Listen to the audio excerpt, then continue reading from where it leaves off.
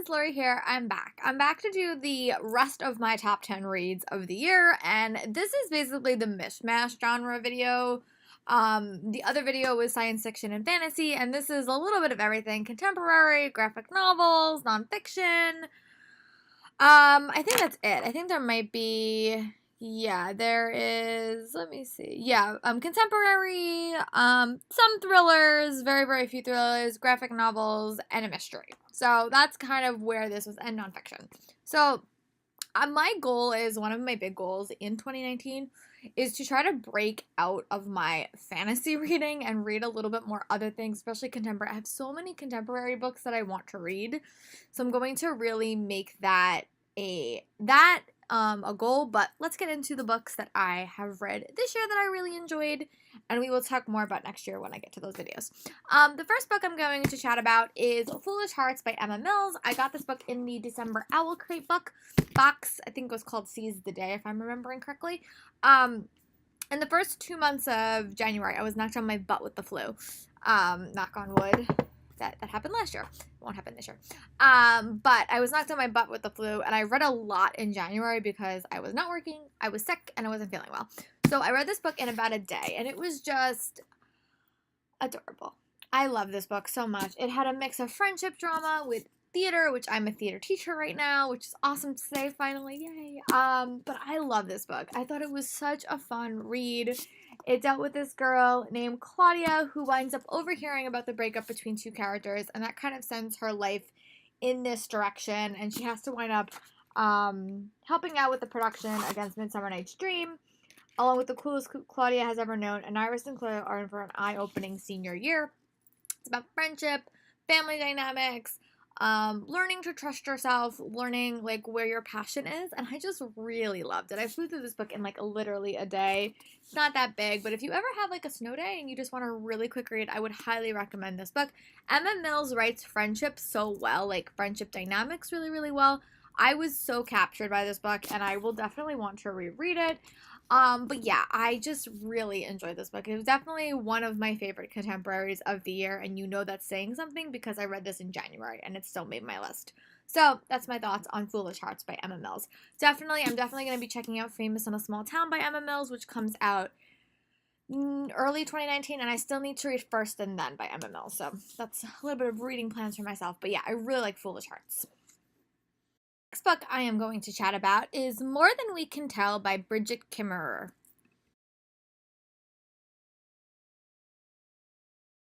This is actually the companion book to Letters of the Lost. And this book follows Rev and Emma. And Emma and Rev, I always love a bad boy. I said this with the Katie McGarry books. Whenever you read those books, you always like, there's a certain character that you're just like, oh, I can't wait to hear his story.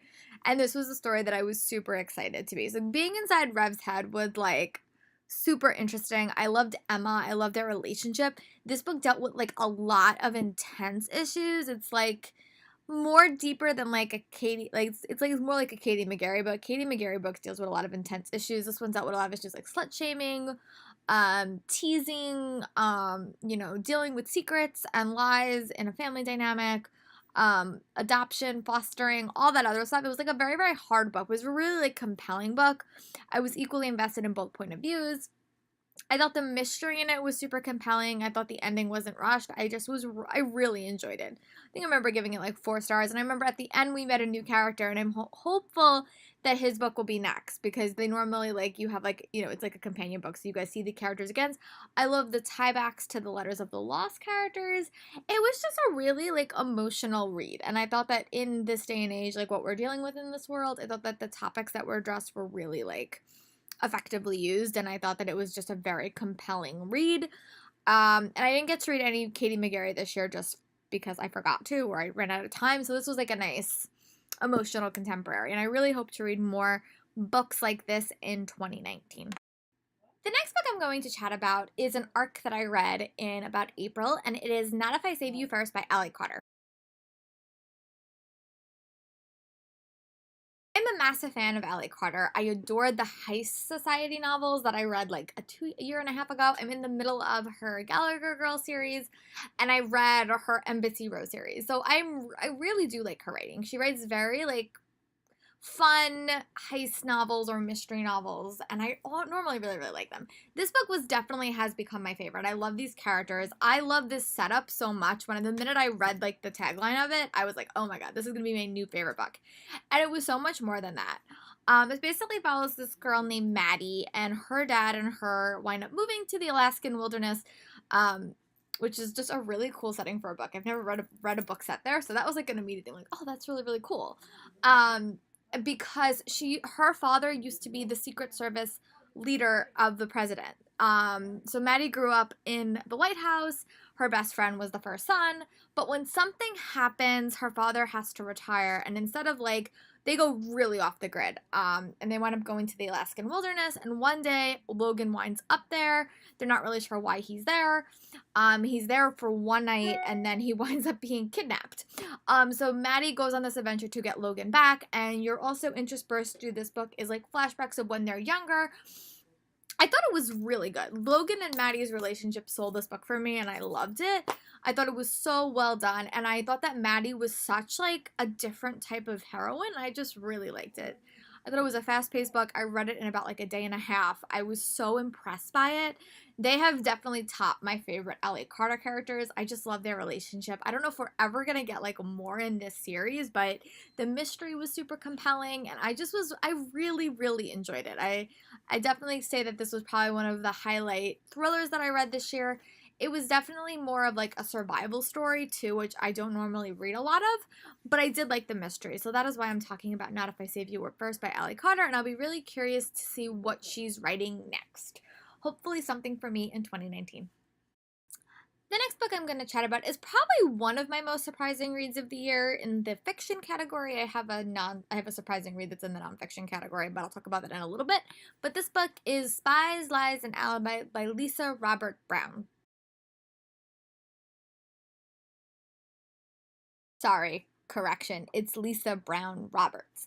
But it basically follows this girl. For the life of me, I cannot remember her name. Sorry about that. But she's very, very well off. Her dad runs this company, and she always wants to spend more time with her dad, and her dad's always busy and doesn't have time for it. So she comes up with this plan to work at his office with him over the summer. And he comes up with a plan that he's going to use her to basically work with the interns. And the interns in this company are competing for a scholarship. It's just like a college scholarship. And she's going to basically be there to like see like what's going on, get to know them, give tips and tricks to the dad to see who really deserves the scholarship the most. But this book was so freaking good. I like love this book. I love books about like internships or jobs or like, you know, stuff like that. I normally like those books. I read a few at the start of the year. I read like Little Black Dresses and Little White Lies. I read that one that I really enjoyed. I read Unclaimed Baggage that I really like. So this one was just fun, and I thought the element of like getting like a college scholarship was really interesting. This book focused a lot on friendship and dynamics and working together, and it just was really fun. There was hints of romance underneath it all, but there was a lot of friendship dynamics that dealt with it. I definitely cried towards the end of this book. I just thought it was so well done, and I really hope to read more by her in the future just because I really enjoyed this book a lot. So that's my spiel on Spies, Lies, and Allies. The next book I'm going to chat about is Save the Date by Morgan Matson. Morgan Matson is definitely one of my favorite contemporary authors. I actually got to meet her this year, and I reread most of her backlist. I still have not reread Amy and Roger's Epic Detour, and I still have not read Second Chance Summer because that's an emotional burden that I have to prepare myself for. But this book, we have to wait 2 years for every single one of her books, so we won't get a new book this year. We'll probably get it the following year. But this book just was a fun read. I thought it dealt with a lot of self-discovery elements, and it just was really fun. It basically takes place over the span of 3 days, which is Charlie's sister's wedding weekend.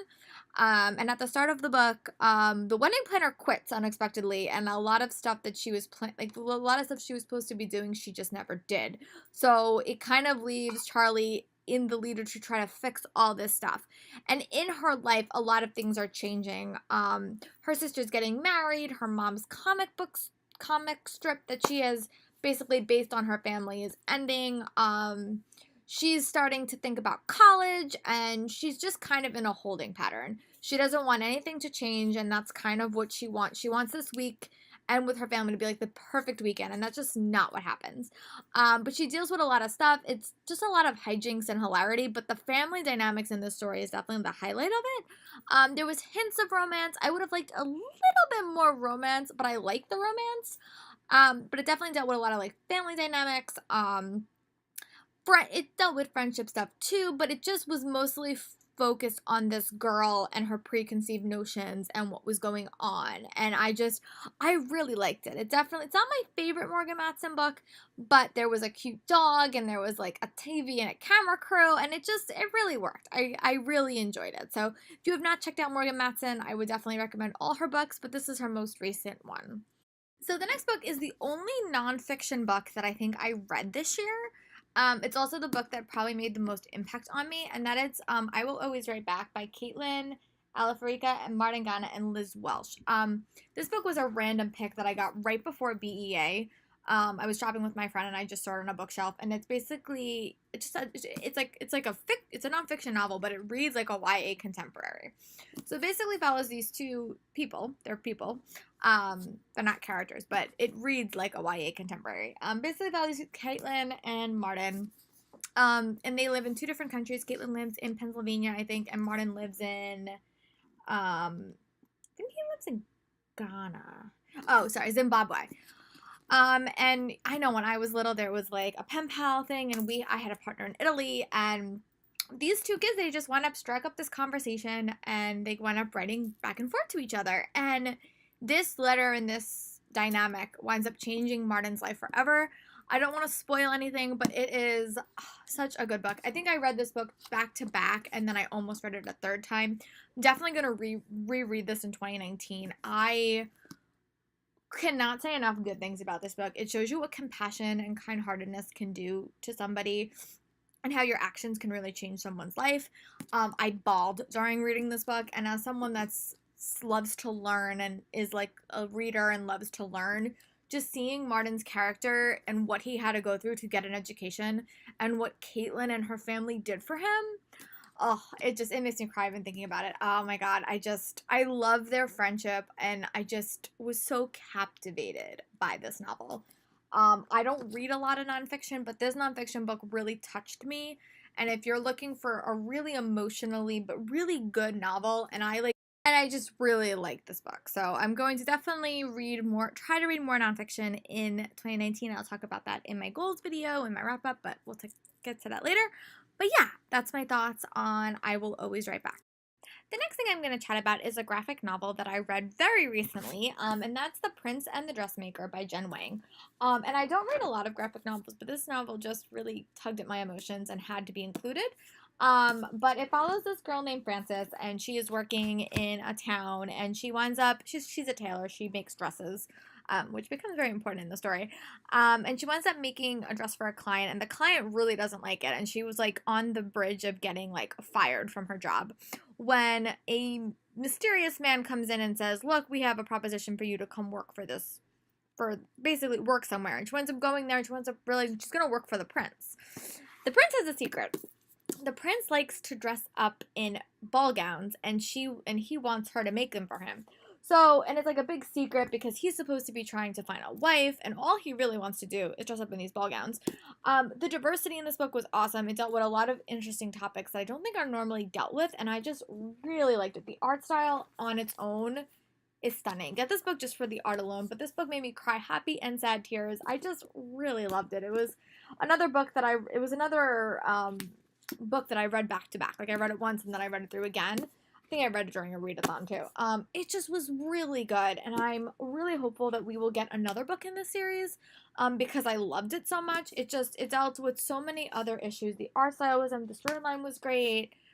I can't say enough good things about this, but yeah, it definitely became one of my highlight reads of the year. The last book I'm going to chat about in this video is Broken Things by Lauren Oliver.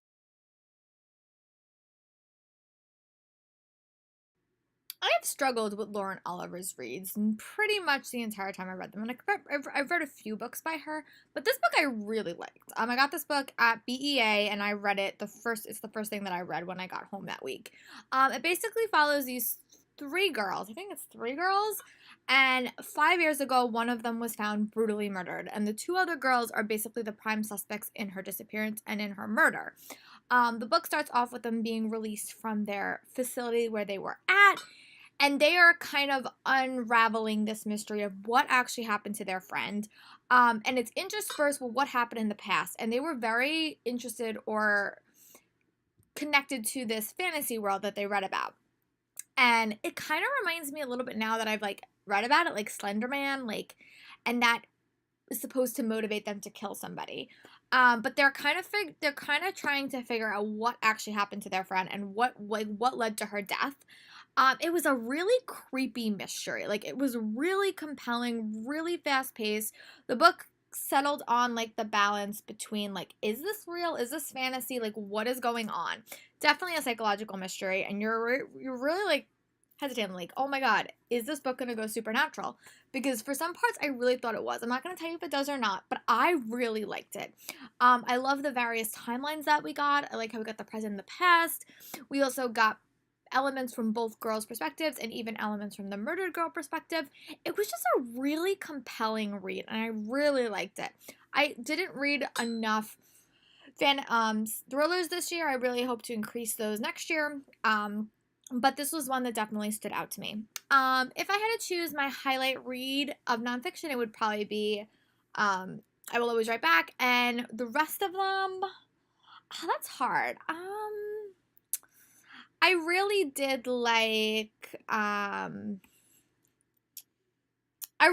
Foolish Hearts, and I really did like The Prince and the Dressmaker and Save the Date. I really liked all these books, but they were just great. So these are the top 8 books that I read in the contemporary, thriller, or mystery category. Let me know in your comments what are some of your favorite reads in these categories below, and I will talk to you guys later. Bye.